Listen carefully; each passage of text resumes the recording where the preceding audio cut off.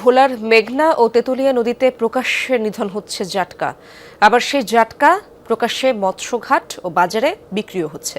জাটকা শিকার ও বিক্রির উপর সরকারি নিষেধাজ্ঞা থাকলেও মানছেন না জেলে, আড়তদার ও বাজারের খুচরা মৎস্য ব্যবসায়ীরা। কোনো ভূমিকাও নেই মৎস্য বিভাগের।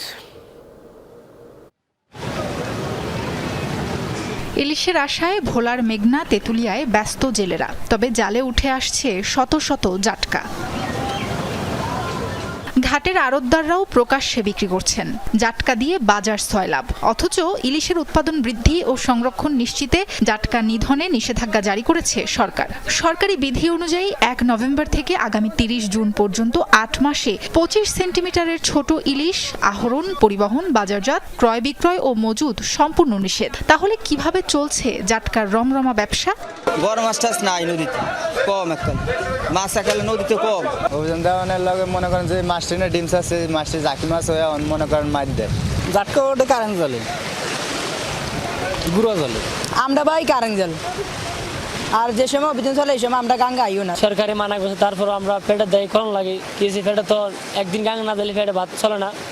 মৎস্য আড়তদার ও বিক্রেতাদের দাবি, বড় ইলিশ তেমন ধরা না পড়ায় বাধ্য হয়ে জাটকা বিক্রি করছেন তারা। টাটকা হোক বড় হোক যায় মোটামুটি মিলিয়ে বেচে আমরা স্টাফ চালাইতে গদি চালাইতে হয়। জেলে যদি কিছু জাটকা মাছ পায় অথবা মাছ মরিয়া গেছে বাধ্যতামূলক আমরা ওই জাটকাটাই বেচছি। আর এমনি জাটকি মাছও কম।